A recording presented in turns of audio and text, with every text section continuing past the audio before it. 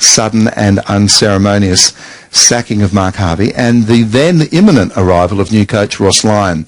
He did arrive a few hours later. He was immediately asked if he'd knifed Mark Harvey in the back. It was a rough welcome from the Perth media, but I wonder if Ross Lyon expected anything else.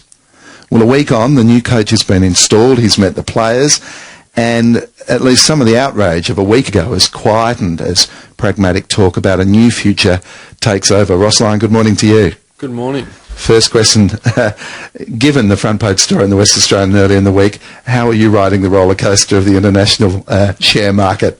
Yeah, certainly I've got a more balanced portfolio as we speak, and I tend to manage risk a little bit better. There's some great lessons from the past. Yeah. Hey, could you describe for us what the last week has been like? It's been very full on, obviously. Significant change has taken place in my life and for my family. But as I sit here today, you know, I'm really excited about the future. As the senior coach of the Fremantle Football Club, I want to write my own story, and I want to write a story with the Fremantle Football Club, and the way that I can do that is to control everything I can that's in front of me with, you know, and just apply good old-fashioned work ethic and you know, a team first approach. The headlines were always going to be big, then the emotions were always going to be very, very strong. What did you expect and what did you not expect in this last week? Nothing surprises me in the business of AFL football, and certainly, as you said, it wasn't surprising. I think it's important that people feel a range of emotions and particularly have an emotional connection to their football club, and if that didn't occur, I think you'd ask some more serious questions. So. I know, but you know a lot of St Kilda fans talked of betrayal and disloyalty, and that you'd abandon the club for the lure of the dollar. Now you're a tough bloke, but does some of that sting? Sting? I think everyone's entitled to their opinion, and on the. I certainly am reluctant to keep looking backwards. Mm-hmm. I feel and even that question, I feel I've put everything in the public domain that's appropriate.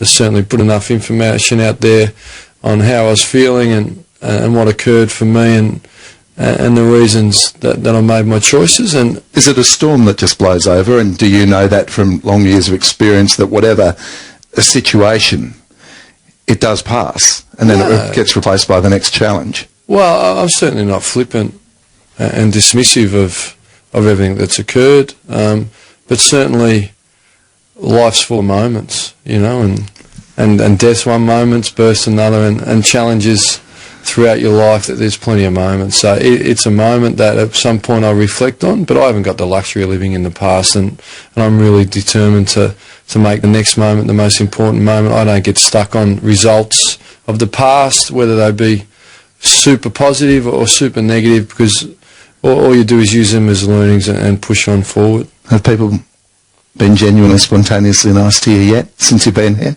I've had plenty of great responses, but ultimately you're never going to keep everyone happy, and I'm not about being liked in the profession. It's about being respected, and certainly I have a close circle of friends where I'm from in Melbourne. You know, I've been on the phone to them today, and I aim to build some really healthy relationships in Perth, and the common thread is everyone I speak to, it's quite incredible that the comments that your family is going to love living in Perth and your kids are just going to love the environment is really exciting to me.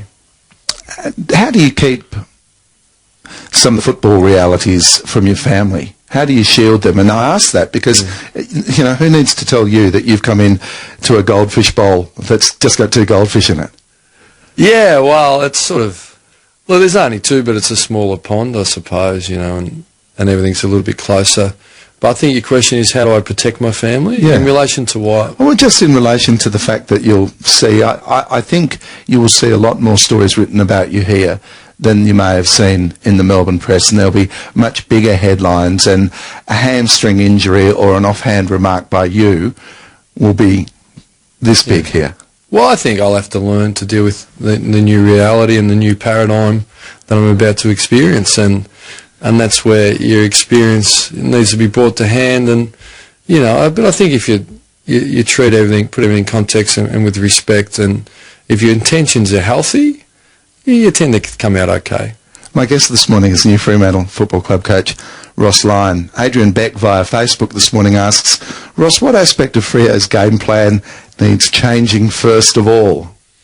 Certainly there's some mechanics. I had a really healthy meeting with the coaches, and they took me through sort of their stoppage structure and their ball use, and I've got to get to the team defence yet, and certainly a competent AFL side, and they just said we felt we did these things really well and these are the things we can improve on. But I just wanted to absorb all the information, because what can happen as a senior coach and even at match committee, if you speak first, you tend to sort of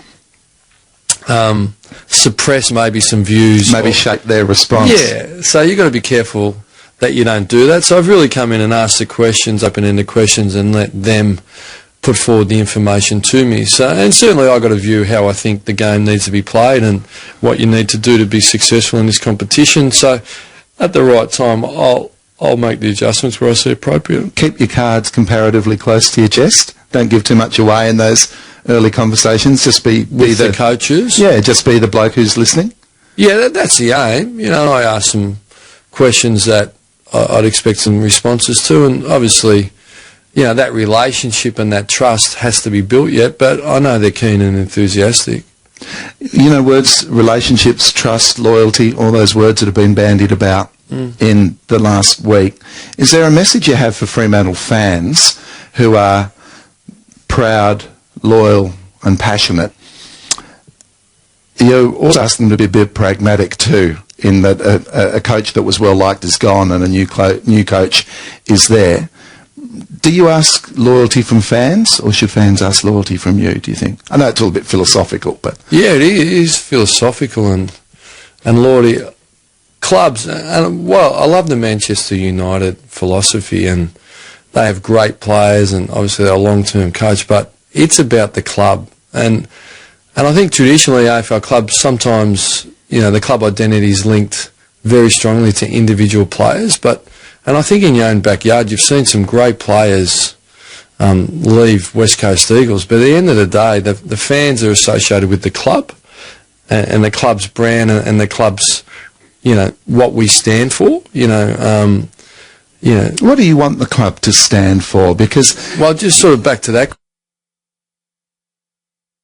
question. So therefore, you know, the Fremantle Dockers supporters, they don't align to Pavlich, they don't align to Ross Lyon. They align to the colour and the Fremantle Football Club and what their association, and it's going to mean different things to everybody, the Fremantle Football Club. Everyone's going to have something slightly different that they get out of it, and sometimes it's a vehicle for bringing the family together match day, you know, and because my dad took me and I take my son, or that's where we come together and we share the hot dog. So, yeah, and the passion, you know, and it's certainly a vehicle to, you know, Monday to Friday is tough for people, and it's a day where, and the beauty of Australian rules, it doesn't discriminate. It's not class driven like some sports in Australia, so it embraces everyone, and you get there to leave your struggles or successes of Monday to Friday behind, and be passionate and really belong to something. You know, you become a part of a tribe. So that's really, it's not about how long I'm here or Pavlich. You know, we're all passing through the great institution, and ultimately I think the Eagles have seen that they're coming again. So it's about the club and the identity. Not we admire individual greatness and all those things, but it's about club greatness and what it delivers to you. David from Facebook asks whether Fremantle's game plan will reflect what we believe to be the Ross Lyon style that comes from Sydney, that goes to St Kilda, that is very defensively based, very strong and thorough, but not always fun to watch. Yeah, I think it's inaccurate. We couldn't play more different than the Sydney Swans, to be honest. Initially I took it to St Kilda and it didn't work, and we made massive changes on that. We like to play both sides of the ball equally, and to win a premiership you need to be top four attack and defence, and we struck that St Kilda in the past, and I don't want to go back there, but we were 18 points off a perfect season, and we were number 2 attack. People conveniently ignore that fact. We were number 2 attack up to round 20.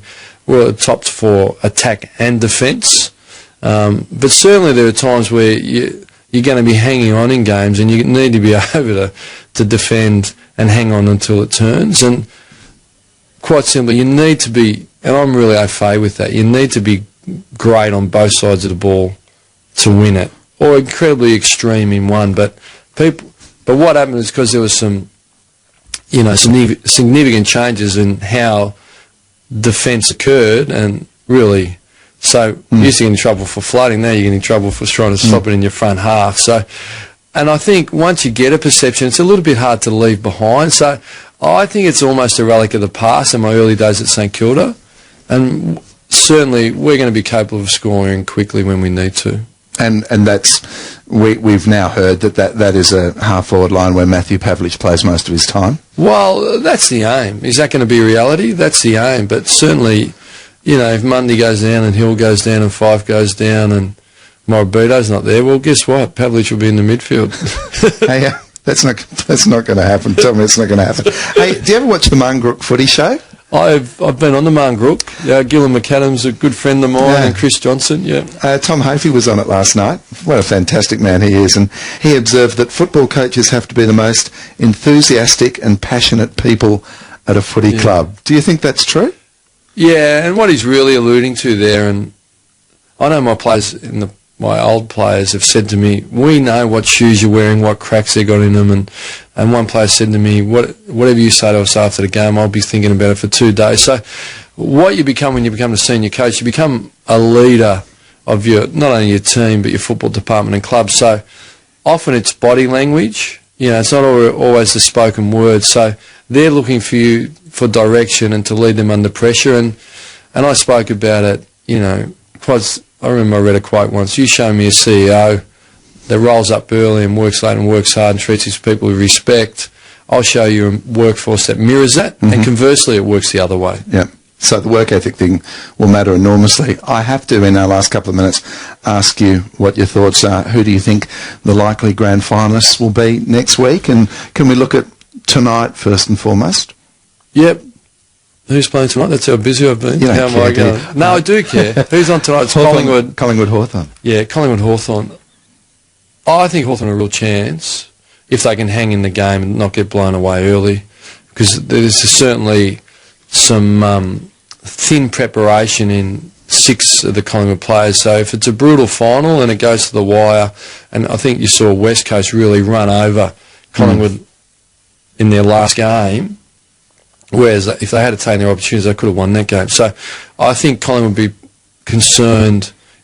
I think if they get through this week, they'll probably win it, but I think they're still at a little bit of risk. And the one that so many people in West Australia care so much about, and even as a Dockers supporter, I have to get past that grudging thing that this has been an incredible rebound year. How good has West Coast been? And what kind of a chance are they? You'd be saying never say never, would you? First and foremost, they're the story to come off the bottom to get to a prelim. I mean, that doesn't happen. So I think that shows you the power of a game plan and everyone on the same page and being fit and healthy. So they're your wild objectives. What I would say, and John Worsfeld's a great coach, is you'd be saying to your group, we haven't fluked getting here. Our game plan stands up. We're not going to crumble. These are the reasons why we can. And I think if you want to then go into... So I think if you're a West Coast supporter, you should say, great heart. You don't fluke prelims. So they're there for a reason. So they've got a game plan and effort. They're fit and available. So they're in it. And then specifically, the great strength of West Coast is their ruckman and the competition around clearances. And if you're going to beat Geelong, where Geelong got hold of Hawthorn was centre square bounces and clearances and just dominated the entries. So I think your great strength is going to match up really well against Geelong's. And the other thing is Geelong do take risks with the ball, and if they can lay 100 tackles like they did against Collingwood, they're right in and up to their ears. Hope you and I are having a different conversation this time next year. Ross Lyon, it's been great to meet you. Thank you very much for coming into the studio, and we hope we get the chance to talk again. I really appreciate it, Jeff.